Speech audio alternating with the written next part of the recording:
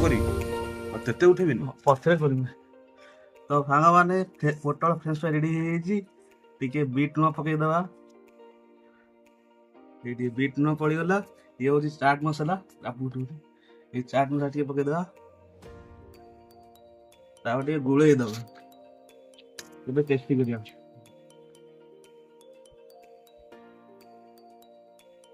पूरा एकदम टेस्टी है आप घर बना खातु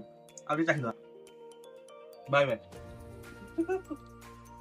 तो सांग मैंने आज आम पोटल फ्रेंच फ्राई करवा पोटल किसी नहीं भलके धोईदे धोई सारापर एमती पोटल को आम चुन चुन कर काटिदे काटी सारापर गोटे थाली आम रखीदे रखी सारापर किसी कस्तूरी मेथी पत्र पकईया पकई सारापर किसी मसला पकईया मसला प्रथम आम डालमा पाउडर पकईया डालमा पाउडर को भल छींचीदे तो ये आम ए लंका गुंड पकईया बहुत हाल्का अल्प ही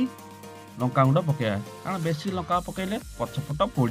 तो लंका गुंड पर आम टिके कलर पकईया हलदी कलर रंग टिके नाक पकईया तो ये हलदी कलर पकई सारापर टिके चाट मसला ऊपर छींचीदे मैंने अल्प बहुत अल्प चाट मसला ऊपर पकईदे चाट मसला पकई सारापर एवं आम कौन कह स्वाद अनुसार लुण पकईवा बेसी लुण पकईबानी अल्प लुण पकईवा तो लुण पकई सारापर एवं आम कॉर्नफ्लावर पकईवा अल्प कॉर्नफ्लावर पकईवा पकई टिके पानी देकी भल के गोलैदेवा जमी कॉर्नफ्लावरटा पोटल दे भल के लगे से रही छाणिले पूरा क्रिप्सी पूरा मड़मड़ लगे।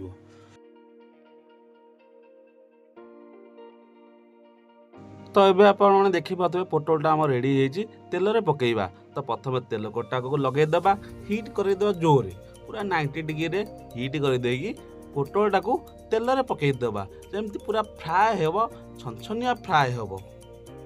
पोटल एम रेडी हो पोटल फ्रेंच फ्राई रेडी देखिए केते टेस्टी है आज टेस्ट करवा केमती लगे बीट लुण पकईदेबा ये बीट लुण पड़गला ये हूँ चाट मसला ये चाट मसला टे पकईदेबा टे गोल दबा टेस्टी कर